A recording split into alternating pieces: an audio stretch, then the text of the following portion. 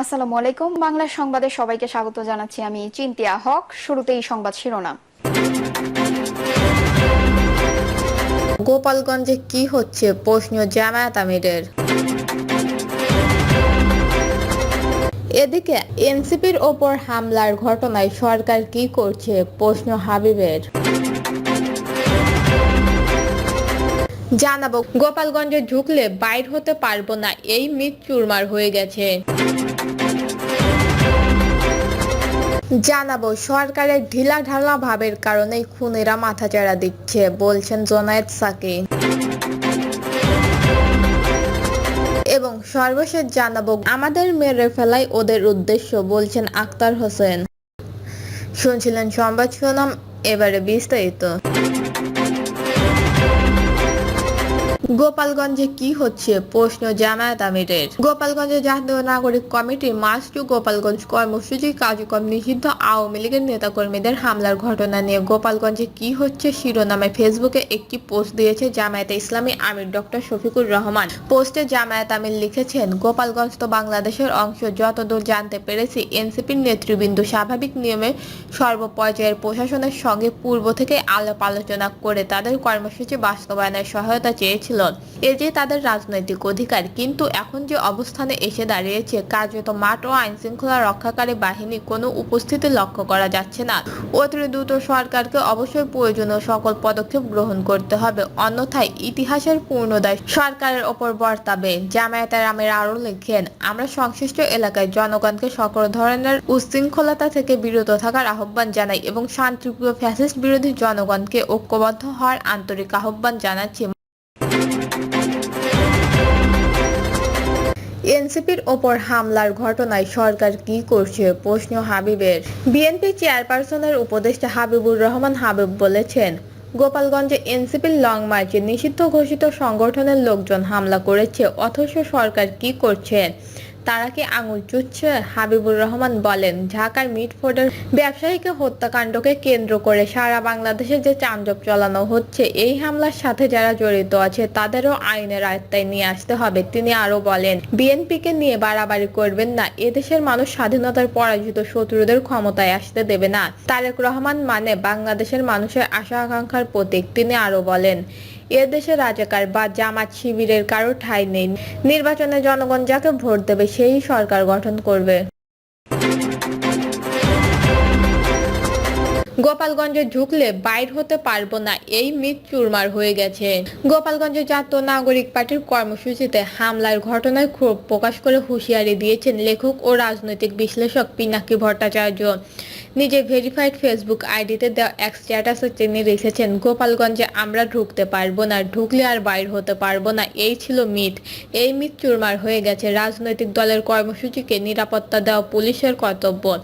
NCP মারপিট করতে যায় নাই, সভা করতে গেছে। এনসিপির হাতে অস্ত্র ছিল না, ওদের হাতে ছিল। তিনি আরো লিখেন, পুলিশ আর্মি নিরাপত্তা দিয়েছে, তাদের পেশাগত কাজ করেছে। এই কাজটা করেছে রক্তপাতহীন ভাবে, কোনো প্রাণ ঝরে নাই, এটাই বিজয়। হাসিনার জামাতাকে অতিক্রম করে যাওয়াই বিজয়। এই বিজয়ও এলো বয়সা বিপ্লবের নায়কদের হাত ধরেই। পিনাকি ভট্টাচার্যের ভাষায়, গোপালগঞ্জে মুজিব বিরোধী সমাবেশ করতে যাওয়া যায়, নিরাপদে ফিরে আসা যায়, কোনো প্রাণঘাতী সংঘাত ছাড়াই। এই ঘটনার রাজনৈতিক মূল্য অনেক, এগুলোই ছোট ছোট বিজয়। তিনি বলেন, গোপালগঞ্জের জনগণ নামে নাই, নাম ছিল বাকশালী গুন্ডারা। ওরা মরণপণ লড়াই করতে পারেনি, সেটা তো দেখলেন। সরকারের ঢিলাঢালা ভাবের কারণে খুনিরা মাথাচাড়া দিচ্ছে বলছেন জোনায়েদ সাকি। অন্তর্বর্তী সরকারের দায়িত্ব ছিল দেশের মানুষকে ঐক্যবদ্ধ রাখা, তারা তা রাখতে পারছেন না। তাদের সমস্ত কার্যক্রম ঢিলাঢালা ভাবেই চলছে, যার সুযোগ নিয়ে এখন খুনিরা মাথাচাড়া দিচ্ছে, এমন মন্তব্য করেছেন গণসংহতি আন্দোলনের প্রধান সমন্বয়কারী জোনায়েদ সাকি। জুলাই গণঅভ্যুত্থানের আকাঙ্ক্ষা, নতুন করে রাজনৈতিক, অর্থনৈতিক ও সাংস্কৃতিক বন্দোবস্তের মাধ্যমে রাষ্ট্রের গণতান্ত্রিক রূপরেখা ঐক্যমত্য হোক, এই আহ্বানে রংপুর পাবলিক লাইব্রেরি মাঠে আয়োজিত সমাবেশে জোনায়েদ সাকিব বলেন, শহীদ পরিবার ও আহতদের ন্যায় বিচার দাবি পূরণ হচ্ছে না, এর দায় সরকারের। প্রয়োজনে আরও ট্রাইব্যুনাল গঠন করেন, কিন্তু বিচারকে আরও দৃশ্যমান ও তদারকি করতে হবে। তিনি আরও বলেন, যারা ক্ষমতায় যাবে তারা জনগণের কাছে জবাবদিহি করবে। এটা নিশ্চিত করার জন্য আমাদের সংস্কার করতে হবে। ক্ষমতাকে জবাবদিহি করানোর জন্য ক্ষমতার ভারসাম্য করতে হবে। যে সংস্কার না হলে এদেশে গণতান্ত্রিক ভারসাম্য তৈরি হবে না, ক্ষমতার ভারসাম্য তৈরি হবে না। সেই সংস্কার অবশ্যই লাগবে। 5 আগস্টের মধ্যে অবশ্যই জুলাই সনদ দিতে হবে। যেসব সংস্কারের প্রস্তাবে সবাই ঐকমত্য হবে সেগুলো বাস্তবায়িত হবে। যেগুলো ঐকমত্য হবে না সেগুলো নিয়ে জনগণ নির্বাচনের মাধ্যমে সিদ্ধান্ত নেবে। আমাদের বিচার করতে হবে, সংস্কার করতে হবে, নির্বাচন করতে হবে। তিনটাই খুব গুরুত্বপূর্ণ বিষয়। বাংলাদেশের রাজনৈতিক উত্তরণ ও গণতান্ত্রিক ব্যবস্থার দিকে যাওয়া এখন অনিবার্য। জুনায়েদ সাকিব বলেন, বিচার আর সংস্কার আগে হবে কিন্তু নির্বাচন আগে হবে না। এটা যারা বলেন তাদের জানা দরকার নির্বাচন ছাড়া সংস্কার টেকসই হবে না। জনগণের সম্মতি হচ্ছে নির্বাচন, আর জনগণের সম্মতি ছাড়া সংবিধান সংস্কার করা যাবে না। এনসিপির জুলাই পথযাত্রা কর্মসূচিতে হামলার নিন্দা জানিয়ে জুনায়েদ সাকিব বলেন, পতিত ফ্যাসিস্টরা এখনো তাদের পেশি শক্তি দেখিয়ে যাচ্ছে। পুলিশ নিরাপত্তা দিতে পারছে না, মব সন্ত্রাস বাড়ছে, জনগণ নিরাপত্তা পাচ্ছে না। সরকারের ঢিলাঢালা ভাবের কারণে এই ফ্যাসিস্টরা আবারও মাথাচাড়া দেওয়ার সুযোগ পেয়েছে। জুনায়েদ সাকিব বলেন, আগামী বাংলাদেশে আমরা লুটের টাকা ফেরত আনতে চাই। সারা বাংলাদেশের মানুষের শিক্ষা স্বাস্থ্যের উন্নতি করে মানুষের জীবনমানের উন্নত করতে চাই। ভাগ্য বদল করবে কারা, তরুণদের জীবনে পরিবর্তন আনবে কারা, সেই সিদ্ধান্ত জনগণকে নির্বাচনের মাধ্যমেই নিতে হবে। জনগণ যদি ক্ষমতার ওপর থেকে নিয়ন্ত্রণ হারিয়ে ফেলে তাহলে আবার সেই ফ্যাসিস্ট হওয়ার পথ তৈরি হবে। জনগণের শক্তি যখন ঐক্যবদ্ধ হয় তখনই হাসিনার মতো ফ্যাসিস্ট পালিয়ে যেতে বাধ্য হয়। বাংলাদেশের সমস্ত প্রতিষ্ঠানে যদি জনগণের নিয়ন্ত্রণ প্রতিষ্ঠা করতে হয় তাহলে জনগণের নিজস্ব রাজনৈতিক শক্তিকে ঐক্যবদ্ধ করতে হবে।